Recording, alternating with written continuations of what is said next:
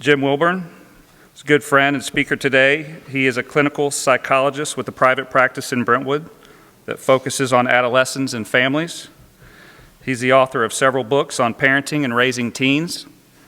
He has a website, which he'll talk about during the presentation, drjameswellborn.com. If you'd like to learn more or get his monthly newsletter, let's give a warm round of applause for Dr. Wellborn.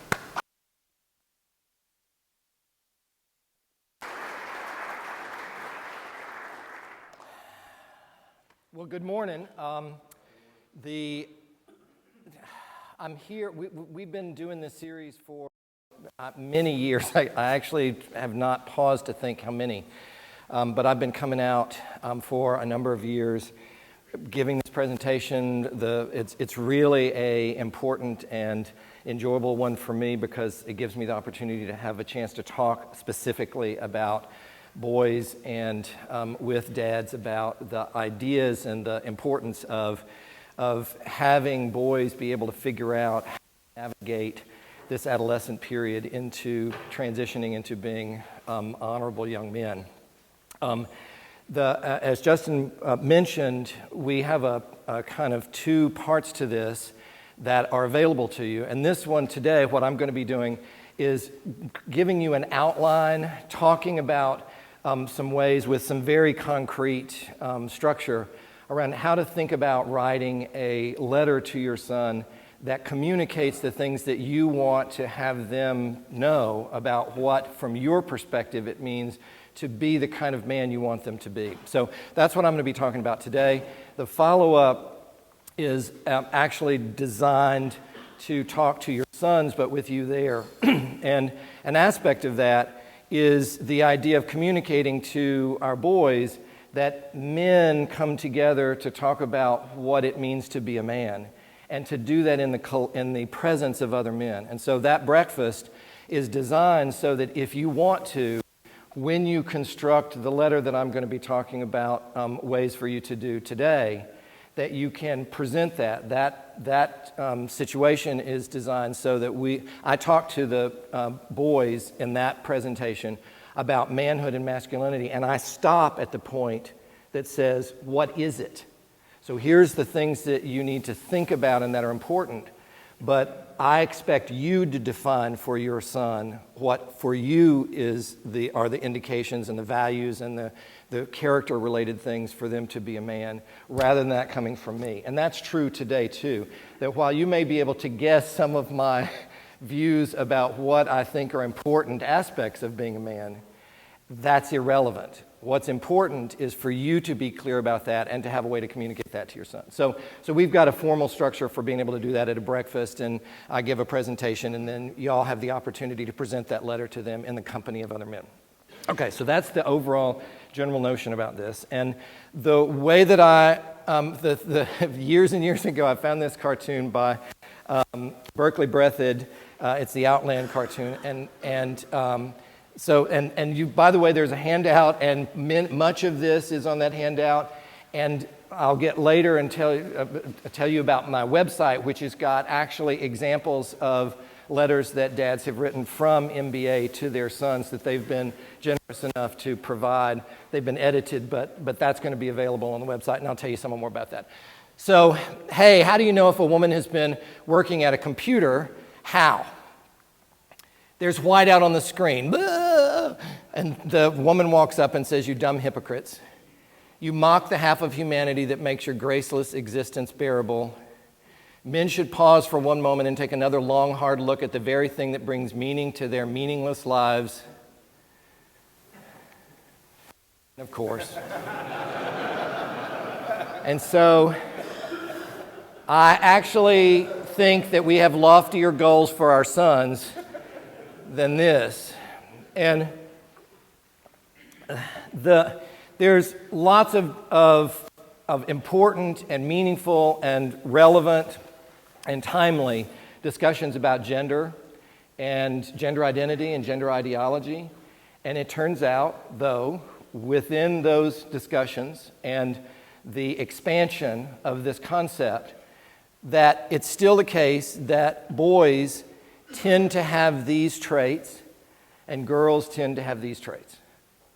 And so we've got, for guys, it's being instrumental, which is actively kind of engaging with the world, being competitive, having a sense of dominance kind of preeminate, having a sense of territoriality, toughness being important, and individuality and independence is important. These are the traits that you can observe in toddlers and in children and beyond. And with girls, there tends to be more expressiveness, group cohesion, cooperation, mutual support, and intimacy. So our boys have these qualities. The complication, the translation of that historically has been into the notion of how men and guys are supposed to be and need to be and problematically have to be versus women as a distinction. There's lots of things that make that kind of older sense of what masculinity and manhood is about problematic these days, because it turns out that girls and women can have these qualities too. And also the nature of the world today makes this traditional sense of manhood a serious problem. A serious problem in terms of interacting with the world, but also a serious problem in actually fulfilling it because of what's available to humans now about how to act. So there's a moving target for productive work, and so being able to kind of be the breadwinner becomes problematic because of industrialization, where the idea of strength and muscularity and the physical differences between men and women that provided an opportunity to separate those roles has been removed because brute strength doesn't matter anymore. The global economy, free market, you're not competing with the person next to you, you're competing with everybody in the entire world. That free market economy, modern blah, blah, blah, the issues of equality, and I don't mean in a sense of being dismissive about that, I mean that there's the notion now that it's not automatically obvious about what the distinction is between how to be a man as a guy and frankly, the other side of it is what it takes to be a woman. And so it's not clear, and it's not, the ideas that people have about that are quite diverse. And so there's not certainty about that. The objectification, the mechanization of sex, and the technological kind of inundation that we have of sex being a particularly kind of important focus and available for our guys becomes problematic about how to define how, as a man, you're supposed to be involved with sexual intimacy. Consumerism, adolescent culture, which means it's not even about moving into the responsibilities of manhood, it's just about extending adolescence all the way through into adulthood. The feminist revolution, which is a larger competitive thing. So one of the things of a traditional view about manhood and masculinity is that you are to compete and to succeed against other people. Now, traditionally, it was other men because women were not allowed into that area. Well, now you've got not only all other men that you have to compete with, but everybody. And so the ability to then feel fulfilled, to accomplish something in that context becomes really difficult. Modern educational system, which is not designed for boys, this has been talked about for a long, long time in terms of the kind of natural the activity-based differences, between boys and girls. Boys are much more physically oriented. That's that instrumentality that we're talking about, where they're doing and so the problem is that the educational system has increasingly necessitated the focus on information and work and sitting and doing. The huge piece of this, which is costly and contradictory and often unattainable definition of manhood, and there's no traditional transition to manhood. There's no rite of passage that our culture provides, and that's a wonderful thing. This is what's complicated about this conversation, is about the removal of these, the opportunity expansion that occurs is just as important and useful for boys and men as it is for girls and women. Because men were also put into a box and could only be this kind of man. And we have a much broader range of interest and skills and opportunities and talents that were also being constrained by these very limiting views. But it turns out, well, and then the question then is that, so how are our boys figuring out how to be a man? Well, the way that everybody does, which is you look around and see, what do you see? And so we have the traditional archetypes, which have been around forever. That's the king, the warrior, magician, the lover. That's pretty much the roles of men in manhood, historically. And then there's some stereotypes that began to evolve, and that is the genteel patriarch, which, by the way, is parallel to, these days, to the CEO. It's this notion of kind of the person at the top who's guiding and directing everything. The heroic artisan, the self-made man. Notice how these don't have relationships that are implicit in them, that they don't have the kind of personal fulfillment that becomes important that as a human being. They're very constraining, but you know, by just saying this, you can think about how these archetypes and these stereotypes continue to be out there in the world. They've been with us for thousands and thousands of years, and they still kind of are insinuated in all kinds of stuff. So the other place that boys try and figure out what it is to be a man is by different role models that they have. And so I want you to just think about the musicians that are most prominently likely to come to mind, athletes, celebrities, heroes, and I'm talking about politicians and people, and men in the community who have various kinds of significant roles. And then there's the real people that are role models. Family, mentors, teachers. And that brings us to what we're talking about today, which is dads. That you're in the house, you're in their lives, you're right there in front of them. And that's one of the places that they're going to get a notion about what a man is supposed to look like. So what do guys need? Love, support, encouragement, meaning, purpose, joy, connectedness, validation, like everybody else. Like what women need, what human beings need. How they get that and how we're able to provide that for them, to them as parents, is crucial and difficult and impossible, but it's what else is there, and it's a worthy struggle. Some of the things that are important is they need a viable definition of manhood. Yesterday, I was meeting with a 21-year-old. It was striking to me because of course, this talk was on my mind because it was coming up, but I was meeting with this 21-year-old kid who is in my office not for anything related to this. And in a part of the conversation we had, his spontaneous statement was, "I don't know if I'm a good man." And of course, that hit me for obvious reasons, especially because I was going to be here today. This kid, I'm old, and so even 21 is a kid to me now. That's there. He doesn't say that to anyone. That's not something he talks about. He's not talking to his friends about this. That's there.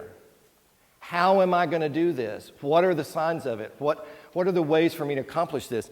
And our cultures usually, and I want to, they're a sense of what deep masculinity is, not the portrayal of masculinity, not the superficial demonstration of that, the being a man, not acting like a man. Because with acting, we then have things like, what are the ways to perform this? And that's where boys and men get into trouble. Sexual conquest, the aggressiveness, cruelty, dominance. That's where we get into trouble, is trying to perform manhood rather than find a way to be. And it looks like, let me pause and say, for people, anybody who hasn't had a handout, they're out there, there's more copies there. And so if you'll just raise your hand, they'll come around and give that to you. And all of this is going to be on the website, by the way, and you'll be able to download it and access that too. So that's available. But so domain of expertise is important. Being able to feel like you can accomplish something and make a contribution. So to do that, you have to have some sense of competence, some area that you can accomplish things in. The physical contact with men is, I just want to mention it, that's not going to be part of this, but this is crucial because we are touch deprived. You're not allowed to touch other men because you know what that means. But the issue that really drives the thing I'm going to talk about today is the rite of passage and the notion about the rite of passage. Because that's the way that historically, and I mean for thousands of years pre-literate human civilization, all of them have had specific activities and processes for their boys to be defined as men who now are supposed to begin to assume the roles of the adult man in the community. Responsibility. Rites of passage are about shifting for boys the notion that they are now responsible members of society that are required to make contributions and provide things, not just in a traditional sense, something. And here we are. So let me remind you, the gender traits are there. The one thing I want to say is that there are ways, so here's the independence and toughness and dominance and invulnerability over here on your left of this. And the problem with those is when they are defined as separate from or either or. And so what I've presented here is that there are masculine virtues that don't require you to focus. For example, an important one for me is the toughness and dominance. So toughness is about just, but determination has a fundamentally different quality, even though its toughness is at its core. Dominance, which is simply being oppressive to other people and climbing on top of them. Leadership is the quality that has a more general notion. Okay, so these are some examples of ways to think about different qualities. But the point about this is, what can you do about this? Historically, not in the United States, beautifully and wonderfully so, because we're not constrained by a predetermined definition of what we're supposed to focus on and what we have to do and what our kids have to be. But the downside to that is that we don't have guidance. Cultural rules and norms give us collective wisdom of the community. So what we came up with is talking about how to communicate that with your sons. And that's what I want to say some things about. And that very specifically is about the idea of directly communicating to them in a way that's pointed and clear and focused and has the power of your direct communication to them. What are the things that you expect of them? And so the goals are for this letter to be a source of inspiration for your boys. This is what I'm thinking that it's important for you to keep in mind, that it's guidance about what things to focus on and what are important aspects to give attention to, that it validates them. You'll see there's a part of this that says, I'm so proud that this is the kind of kid that you are. The actual definition from your perspective, which means, by the way, you will have to stop and think, because we also were raised me, as old as I am, was raised all the way up to now without that being defined by the culture. And that means if you don't stop and think about this, you're kind of inadvertently on the fly, and there can be some things that you take for granted that are qualities or characteristics that you haven't thought to intentionally impart. So this is a time to stop and reflect and to clarify for yourself what is about manhood that's important to you for your son to take on. The statement of your values, absolutely crucial for raising your kids. And it's also something they can carry with them, and they will. They will. So there are different aspects of this, developmental considerations. So it's one thing to write this letter to a 7th grader. It's another thing for a 9th grader, when you're entering high school. 7th grader, as you're starting to enter the period where you'll be growing into your adult male body. And for a freshman, it's like you're about to enter into high school and a teenager and start working on these kinds of things. For a junior or senior, you're about to go out into the world. There's where they are with that, the length, and so you want to be careful that it's not like 30 pages long. I mean, it can be, okay, but I'm going to suggest that you try and keep that condensed and kind of crystallized in there, and we'll talk a little bit about that. The process that I suggest is that you write it and put aside, so you need to start before like the day or week before you want to present it to them, because this is powerful, important stuff that I hope will be something that your kid will look back on in 5 years and 10 years and 30 years and knows what his dad thinks about him and what matters to his dad. Have somebody else read it, because it always sounds great. Well, mine does, when it's coming from your head, but it turns into sometimes a little bit different about what actually comes out from that. It doesn't have to be this kind of tone where it's like, boom, there's a thundering drum in the background, boom, boom, boom, boom, boom. Okay, it's important and it's serious, but also playfulness. As you can see, I have an affinity for that anyway. Make it personal, and this does not have to exclude mom. The communication is particularly powerful when it's made to young man. But moms could construct this letter just as well, because I'm going to tell you, one of the gatekeepers of masculinity in human society are women. And so there's all kinds of things we could talk about the kind of pressures that boys are getting from girls that are about the ways they're supposed to be when the boy is not comfortable with it.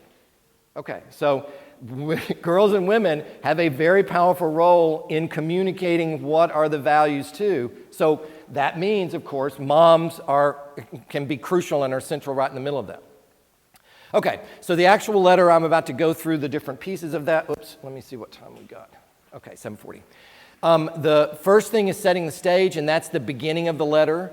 And that's like you're going to talk about, I just want you to be thinking about this. This is what's on my mind. And so it's things like, as you're entering high school, or as you're going to be facing challenges, or you're preparing for adulthood, it's that kind of general statement about kind of beginning to move them in this letter to what's coming. And so you're going to be making decisions that will affect your life and that will reflect on you and us as a family, those kinds of things. And then a piece that has to do with love and pride. Something to say about your kid and about, I love you, your mother and I love you and are so proud of you. You've always been a person who, there are wonderful qualities you have. You're a son I'm proud of. I want you to be the kind of man you can be proud. Work from the perspective of building up, not trying to scare or kind of put down, so to speak. You need to, if you're going to do this right, you better.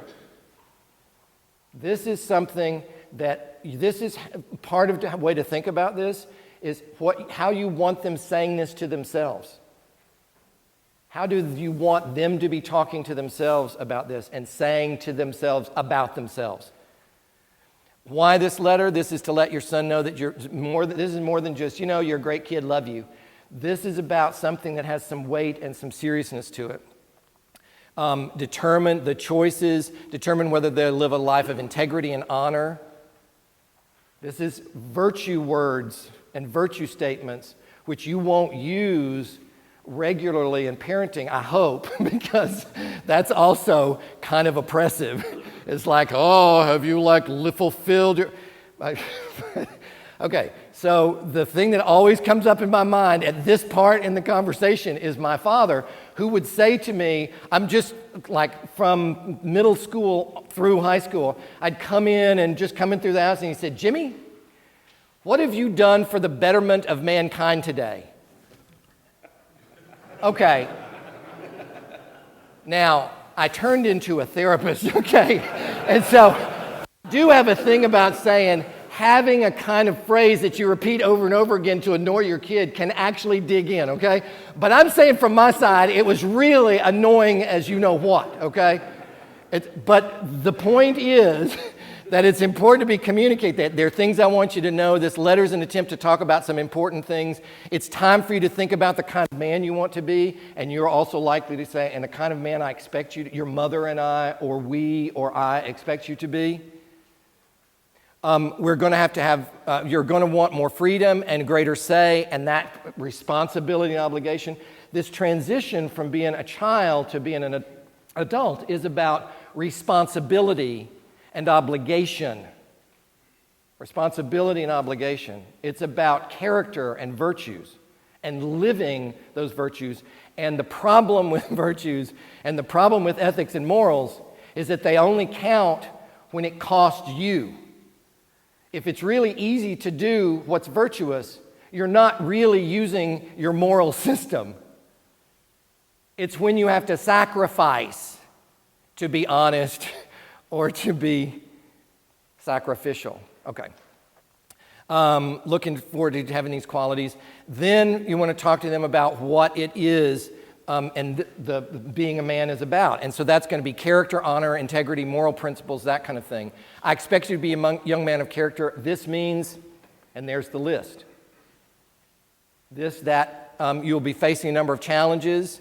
By the time you graduate, you'll need to be ready to be responsible for yourself and contribute to the community. By faith beliefs come right in the middle of this. So this notion about this is the core where you're going to identify what those things are. And that means what are these virtues and morals, and there are a number of qualities that distinguish a boy from a man. Now, notice the indirect language here, and this is not necessary, but you can say this is important for you. This idea of there's qualities, what you're saying is this is what's important to me. And that leaves a little bit of space in there that has them integrate that in their way, rather than feeling like it's being pushed into them. And that's a subtle thing that's a developmental aspect of adolescence, because your boys are now moving into the period where they are separating and individuating themselves. And that makes this complicated, because if you push that, and especially if your kid is especially in kind of autonomy sensitive, then that means that they can end up having this notion of pushing back against it. And so you're simply stating these things, and you're talking about your wish and what you want and what you desire and what you expect, not that you do. Because this is about being, not doing. Now, it translates into doing. But you can also act as though you've got these characteristics, but not having them. And then that's also the roles. And so a nice way to do this is that, as a man, as a friend, as a husband, partner, as a father, as a son or family member, as a student, as a citizen and neighbor, that's also a piece that can help structure you about talking about what that looks like. As a man, I expect you as a partner to the person that you're living with and you've committed your life to, those kinds of things. Areas of life, what it looks like with love, with schoolwork, with friendship, with marriage, or partnership with sex, alcohol, drugs, community. So you can include those in terms of addressing what being a man looks like in these different contexts of life. Always include something about them facing challenges, because that's where character shows up.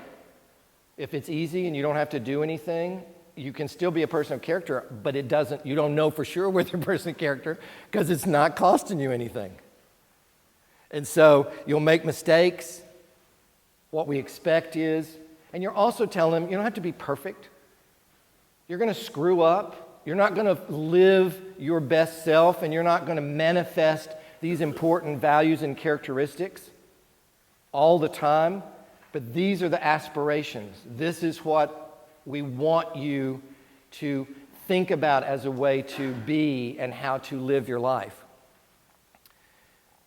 Very important to remind them that you're there for them. That is what you do as a parent. That is the central role that you play, regardless of whatever happens across their life, is that you're one of those people who are there for them. Friends come and go.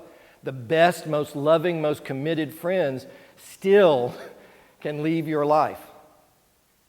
This is what's talked about with family, for good and bad, but family has a level of commitment, and so it's just anchoring that with them. And so you can count on me when you need something. When I think you need something, I'm going to be there for you. And love, always end with love. And maybe a hug. But averting your eyes, and only 2 pats, and no man parts touching.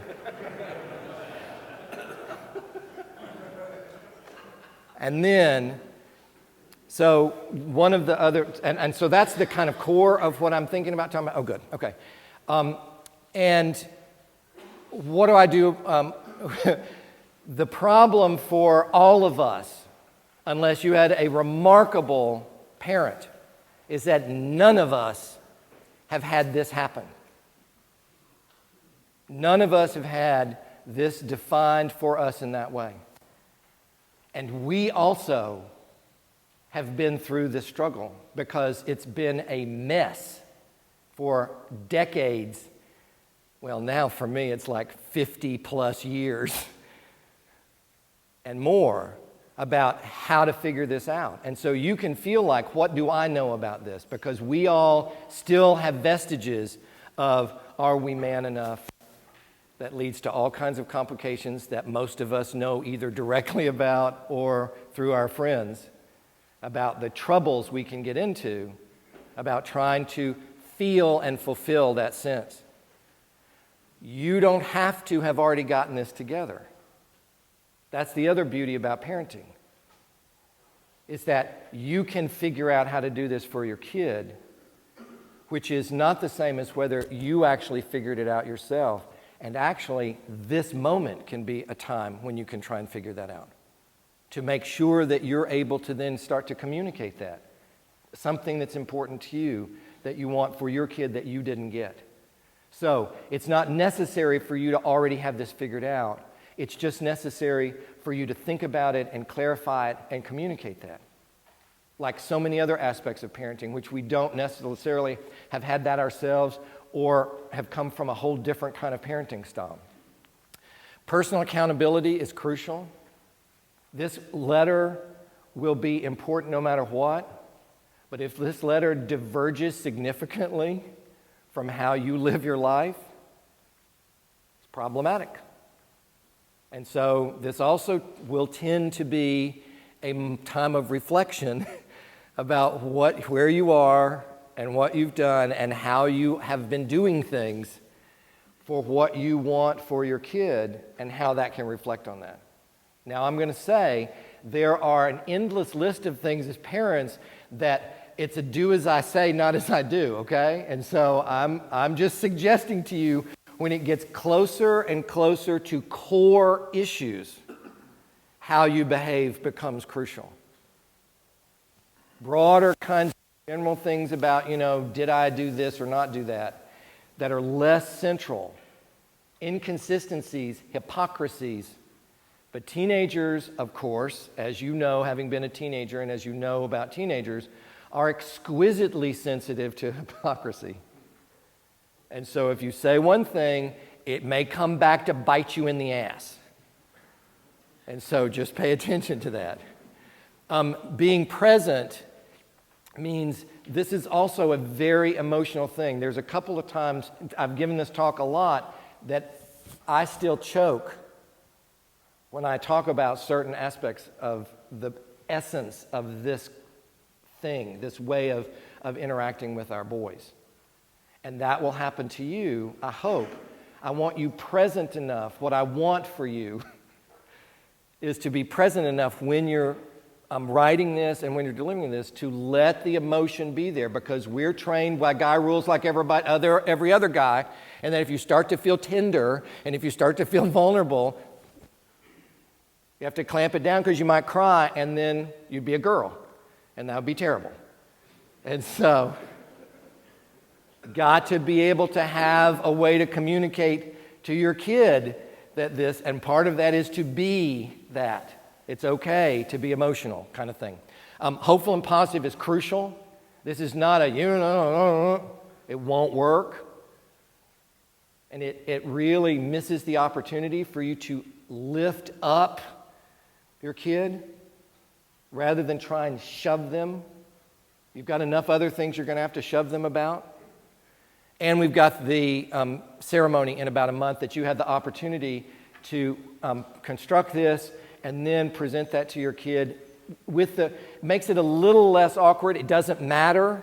It's not going to be awkward enough to not do this personally and individually, but it is meaningful that there's a room full of fathers with their sons who have done this.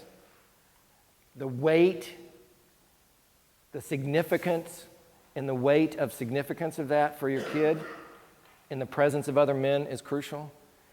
And enjoy your kid. On my webpage, which is drjameswellborn.com, there's a public speaking page. And on that public speaking page, if you'll scroll down, there's the Measure of a Man thing. And you can see the blue here. There's an old video, and I'm not even sure it's still up there. But here is the handout. So you can go here to this site. Get the handout. And I've realized I haven't put those letters. I've kept the example letters. I'm going to post them on the website so that you can actually see. The handout has examples of letters and classic examples of how people have talked about boys and manhood in that. And so that's available to you. And here's some of the stuff. Here's some of the different links and that kind of stuff. And that's it. So that's it for what I had to say. I'm going to stay here. I can take questions. Many of y'all have to head out and go to work, I understand. And so anybody have any questions, comments, observations, things that they want to offer? Thank you. Thank you.